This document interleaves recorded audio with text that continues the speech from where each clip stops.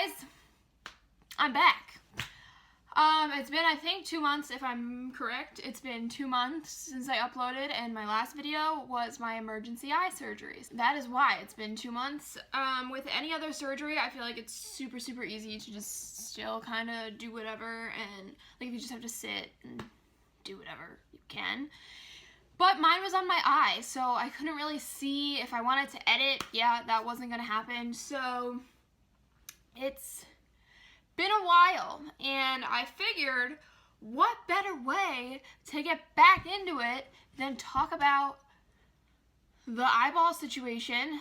The title, not clickbait. My eye doctor, my literal eye doctor, doctor for the eyeballs, almost let me go blind in my right eye.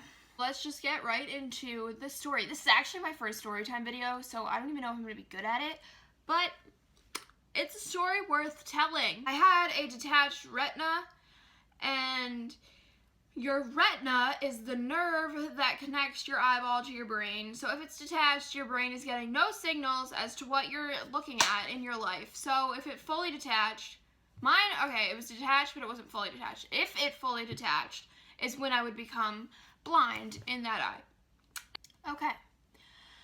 So I'm in college, so you get like 4 days off for Thanksgiving, and then there's like 3 weeks of class, and then a month for winter break. And I remember in the few weeks in between the 2 breaks, I had a really bad migraine. I skipped all my classes. I stayed in bed like under my pillow all day. And then I like was every 4 hours taking Advil or whatever, and then I took Advil and went to bed. And I woke up the next day and the migraine was gone, but my vision, I feel like I'm like sitting like this. My vision was kind of off center, I guess, if that's how you would explain it.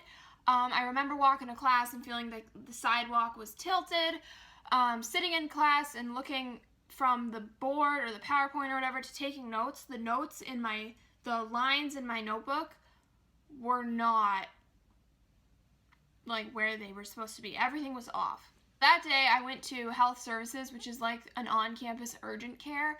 I don't think the doctors are actually doctors though. I think they're PAs, which is fine. Anyways, so I went there and the doctor said to just drink a coffee. Either it's a side effect it's a side effect from the migraine, or I was like having caffeine withdrawals, which is likely. So she said to drink coffee and that I should be better. So, and I don't fault that lady at all. She's not an eye doctor. So I went to that doctor lady. This was in November. She said drink a coffee and then whatever. And then a few weeks went by and it was still off. It was still really funky. And it was now winter break. And I've had issues with my eyes since I was, how old are you in 3rd grade? 8, I think. When you have glasses that long, at least me and my mom, we go every year to get our prescription checked. It's now like, it's Christmas break, so it's like 2 weeks before Christmas. And I told my mom, something's not right. It's not okay. At this point, it was getting a lot worse. Driving at night was really hard. Headlights from cars passing me would make the lines of my side of the street kind of disappear. Like, the brightness of something would make my peripheral vision just go black. And yeah, so it started really freaking me out. And I started WebMDing, like Googling things. And normally when you WebMD stuff, you'll say you have a cramp or something and they're like, your appendix is burst, go to the hospital. Normally it's way off and way more dramatic than it needs to be. So I Googled and it said detached retina. And I was like, oh, what are the chances that's me? Foreshadowing. This is still December 10th, maybe, and it's definitely not that day. I don't know the day, but, so I'm Googling, and it popped up that, and I was like, chill, that is not you, you're fine, whatever. And I had laser eye surgery. This is all happening in November and December of 2016. I had laser eye surgery in February of 2016. So it's just about shy of a year. And I know a side effect of laser eye surgery is dry eye. And so me and my mom were kind of piecing together with the time of the year, it's cold out, the air is dry, maybe it's just dry eye. And I know now, looking back at it, why would I only have it in one eye? But we were just trying to, like, make sense of it. And so I remember I started putting refresh drops in on December 26th. The day after Christmas, we were going to my aunt's house, and I was like, we need to stop at CVS and get refresh drops because something is wrong with my eye. Oh, the reason why I went into, like, we have yearly appointments is because my mom said, your yearly appointment's coming up anyways, let's just wait till then, and then you'll get checked or whatever. And I was like, okay, that makes sense. Why would we make another appointment if we already have one? The appointment was actually scheduled for the end of January, and we moved it up to January 4th because my symptoms were getting, like, crazy. Like, when I closed my I knew it was only my right eye because I had started playing this game, like, what am I seeing, what's wrong, that type thing. And when I closed my left eye, people started looking like they were in a funhouse mirror. My left eye, yeah. Did I say that? Yeah. When I closed my left eye, so when I was only looking through my right eye, faces looked distorted and things were where they were not supposed to be. Eyebrows would go down like this, mouths would be like, it was like a funhouse mirror. So we moved the appointment up to January 4th. And my grandma went with me because when you go to the eye doctor, they dilate you, and then driving is really not fun. So my grandma went with me, and I said, they walk in and they say, anything wrong, any issues, anything that you really want me to look at. And I said, my right eye for the last, I don't know, month, maybe a little bit over a month, has been very off. Everything is brighter, everything is blurrier. Looking at my computer to do my homework, I was in a winter class, so looking at my computer to do my homework is hard and gives me headaches. Like, I cried while doing my homework. I don't even know how many times because it was so hard to look at the computer for that amount of time. And so I told him all of this, so he knew he should have been looking in my right eye for something. And then I had said, me and my mom, because they asked, like, are you taking anything? Are you putting anything in your eyes? So I said, well, I've been putting in refresh drops for about a week now, thinking it was potentially dry eye because I had laser eye surgery this year. He said, oh, that's smart. That's good. He looks in both of my eyes for the same amount of time, like, didn't look in my right one for any longer than in my left one. And then he goes, you have an astigmatism, but the astigmatism setting isn't helping at all. And an astigmatism is the shape of your eye. And I know for a fact I've had this since I first had glasses, because when I was little, I didn't understand what it was. So I would be playing catch with my friends or something, and I'd throw the ball super sideways because I suck at throwing. And I was like, I have an astigmatism, I can't throw straight. So I know I've had it for a long time where I didn't know what it was and, like, would brag about it or something, or, like, use it as an excuse for can't throw, whatever. So I know I've had it. And I know that this didn't just start this past year. So and there's, like, binocular things that they put on, and they measure, they make your prescription. I don't really know how to explain it. If you've ever been to an eye doctor before, you know what I'm talking about. They say, like, which one's better, one or two, as they change the film in it, and then they make your prescription. So he was doing that, and every time he changed it, I said, nothing's changing. It's the same. It's the same in every single thing. Neither is better. It's the same thing. So he said, okay, well, you have an astigmatism, but the astigmatism setting doesn't seem to be helping at all, so there's really nothing I can do. I said, okay. So what's that mean? And then he said, your eye looks healthy. There isn't an issue of, like, infection or anything, so you're good. So I said, okay, how do I get rid of the blurriness? He said to continue the refresh drops and potentially wear, like, you know the reading glasses that, like, 50-year-olds wear? Those. When I'm on the computer and stuff, wear just generic reading glasses. So, okay. So I get into the car with my grandma, and I tell her that, and I said, nothing's solved. I still don't know what's wrong with my eye. I'm still just supposed to use refresh drops. I was pissed. I was ranting. She was ranting. Like, how, you're an eye doctor, and you're just going to tell somebody, you're blurry, and there's nothing I can do. Like, you're just going to be blurry. Like, that's not a thing. Never, ever, ever would an eye doctor say, you're blurry, and you're just going to be blurry because there's nothing we can do. Like, there's glasses. Tell me to get an update of my LASIK. Tell me I need surgery. Like, there's something. Something is causing blurriness, and it's something that can be fixed. So you don't leave. Like, I just left and was like, okay, like, whatever. Clearly I'm still mad, but, like, I'm mad at myself about it. So I was just like, okay, it's fine. I'll just be blurry. Like, no. He's an eye doctor. Hello. That was January 4th. And then I moved back into school for spring semester January 16th. And this semester is like the most hectic semester of my life. After the second day of my internship, I'm an intern at a courthouse and I enter cases into the system and stuff, so I'm on the computer a lot of the day.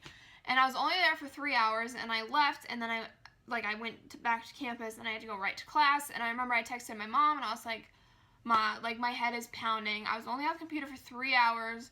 And it wasn't even hardcore reading things. It was entering things. And I was like, this is not okay. I'm not going the whole semester of being blurry to the point where my head literally feels like it's going to explode. It hurts so bad. This was January 26th. And at that point, because from January 4th to then, we just kept reiterating what my actual eye doctor told me. Use refresh drops and glasses and you'll be good. So every time I brought it up to my mom, she was like, honey, just put another refresh drop in. But I don't blame my mom at all. I don't blame me at all for that. We're following the orders of a doctor. Like, we thought that's what we had to do to fix it. So she just kept saying, honey, put more refresh drops in. Just get refresh drops or take my reading glasses or whatever. So we are following doctor's orders is what I'm trying to get at. And on January 26th, I said, Mom, nothing's happening. I've been taking refresh drops now for a month. A month of refresh drops, like 4 times a day, and nothing's changing. And I said that to her, and I said, nothing's changing. If not, if anything, it's getting worse. So she said, okay, honey, if you want to make an appointment with a different doctor, we can. So I called the doctor that did my laser eye surgery. Now, disclaimer. The first guy is just a regular eye doctor. He doesn't do surgeries. He doesn't do laser eye surgery. He's just a regular doctor. The laser eye surgery doctor is also a regular doctor. They're in 2 different towns. This guy does this town, this guy does this town, but he also does laser eye surgery for people in the surrounding areas. So, just because he's a laser eye surgery doctor does not mean he would have any reason to find my detachment better than he would. They are both regular doctors. Some people that don't have laser eye surgery and just need an eye doctor go to him for just regular eye doctors. Now that that's out there. Called him, and I got the receptionist lady, and I said, I had laser eye surgery with you guys a little bit under a year ago, and for the past, 2 months, I've had issues with my right eye. Everything is brighter, everything is blurrier, people's faces look like they're in funhouse mirrors. Something's up. She said, I'm going to put you on hold, gotta go talk to a doctor. Comes back. Honey, when are you, I had told her that I'm away at college, but I come home Thursday nights, basically every weekend, and I spend the weekend at home. So she said, okay, we want to see you I called her on a Wednesday. We want to see you this Friday. 2 days. I was thinking I was going to make an appointment for 2 weeks out and have to deal with this for 2 more weeks. She said 2 days, and I was like, okay, cool. So I went then that Friday. And again, no matter where you go, if they're checking your eyes, they're going to dilate you. So I brought my sister. And keep in mind, at this point, I'm thinking something's wrong with the other doctor just told me my eye is healthy, nothing looks wrong. So I'm thinking, I have a brain tumor. Something is pushing on a nerve somewhere that is making my vision funky. So I'm thinking, worst possible case scenario. This guy starts looking at my eyes.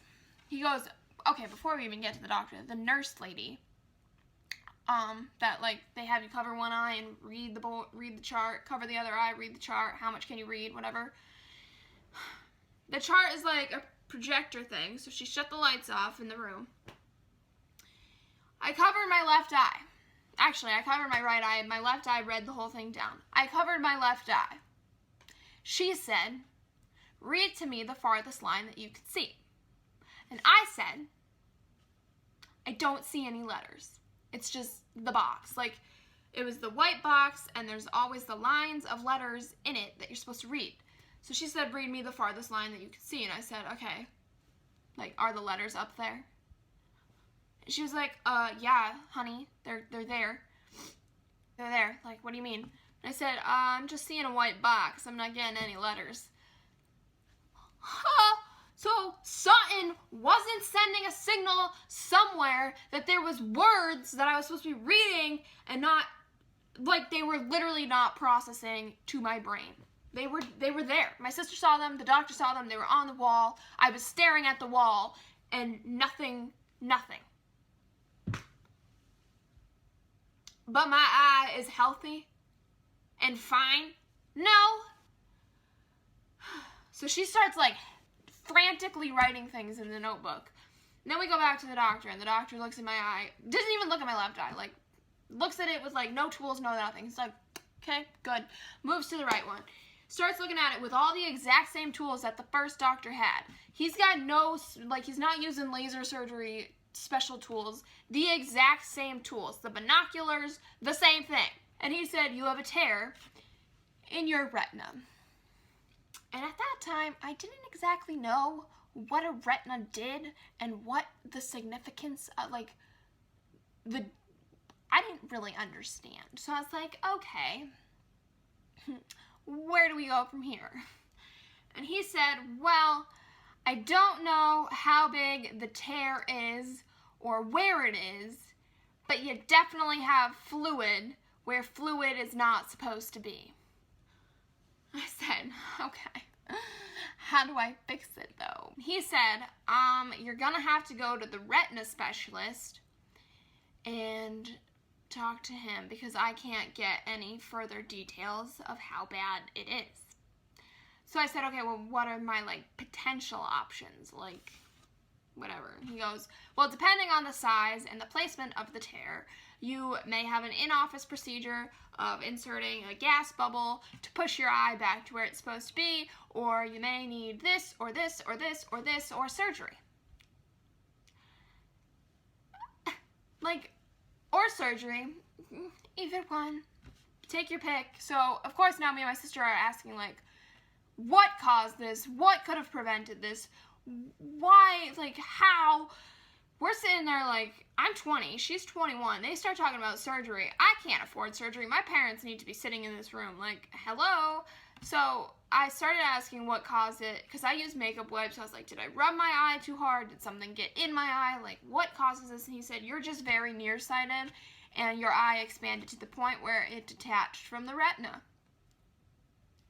I love this doctor too. Like, I'm not trying to like mock him or anything. I'm just saying he was very calm about it.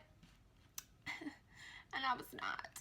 So, yeah, he mentioned, and then that surgery was a possibility. And so, me being me and my luck, I knew that I was going to need the surgery.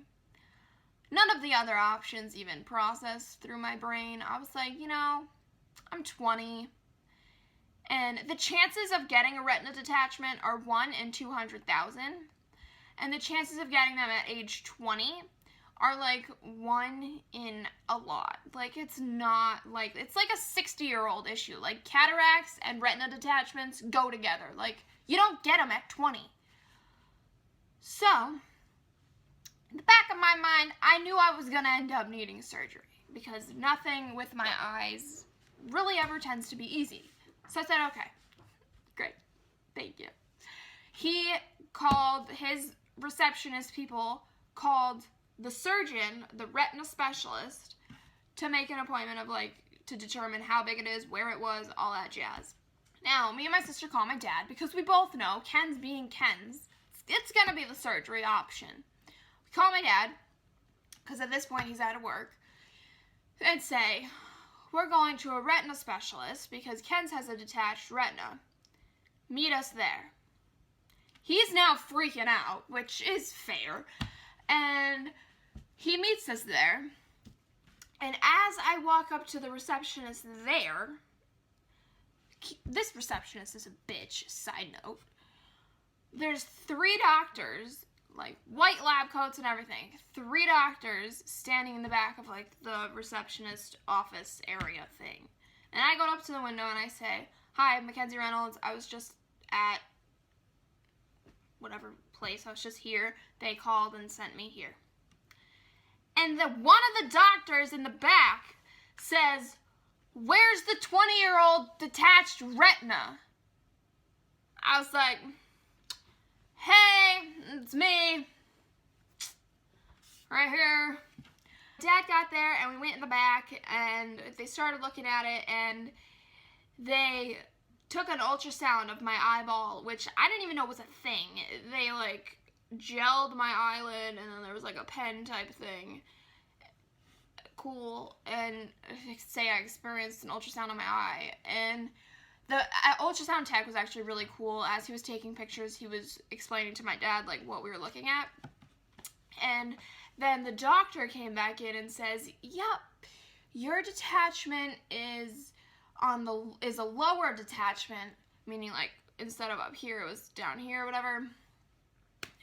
It's a lower detachment, and those are harder to fix. But on the plus side, they detach slower. And then he said, and by the looks of it and the size of it, being a lower detachment had to be there for a decent amount of time to get to the size that it was. So he said, based on the looks of it, it's been there for about 2 months.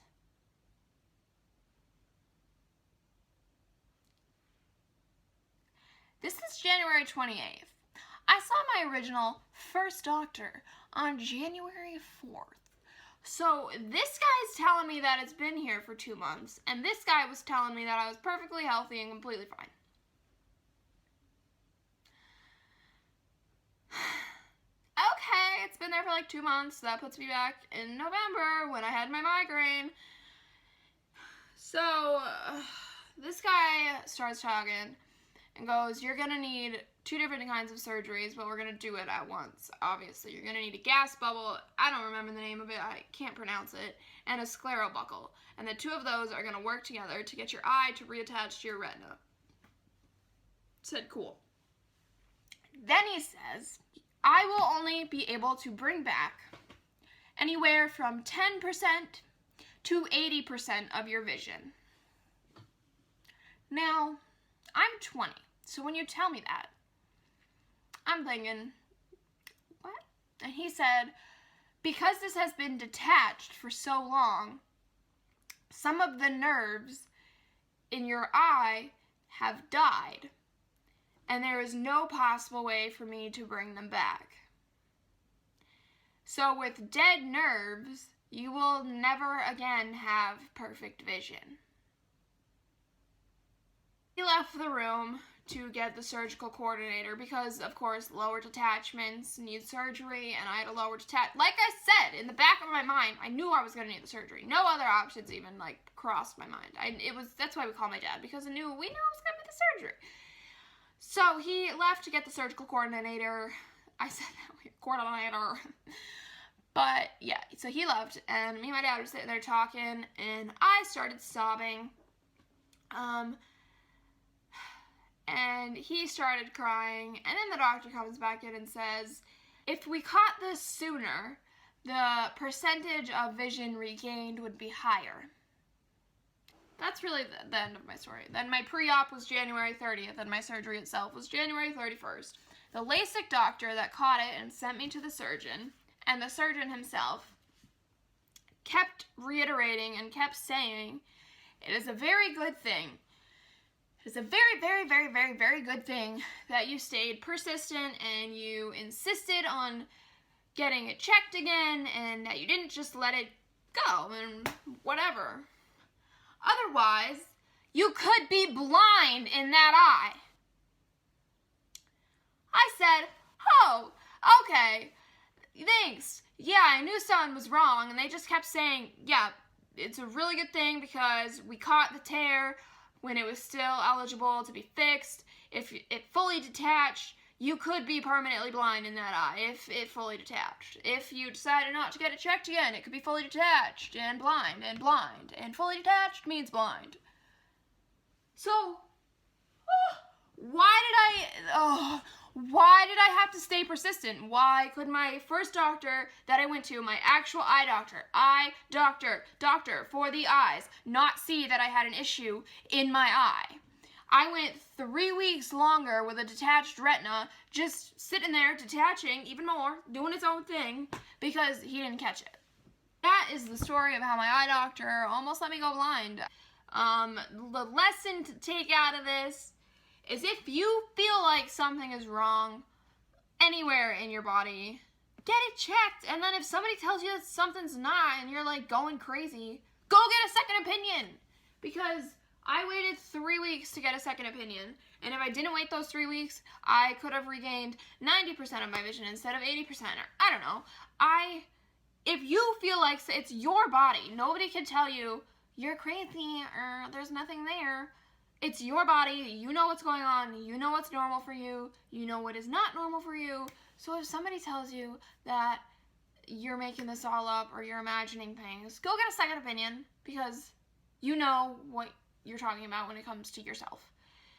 That is the lesson to take out of this video. Thanks for watching, guys. If you like this story time and you want to potentially hear more story times of my life and my other medical issues, give this video a thumbs up and I'll do some. And yeah, don't forget to subscribe. I'm coming back now because I can see and I can edit and we're good. So I'm coming back to YouTube and I'm really excited because I'm just really excited. So if you like this video, guys, give this a thumbs up. Don't forget to subscribe, and thank you for watching. I'll see you next time.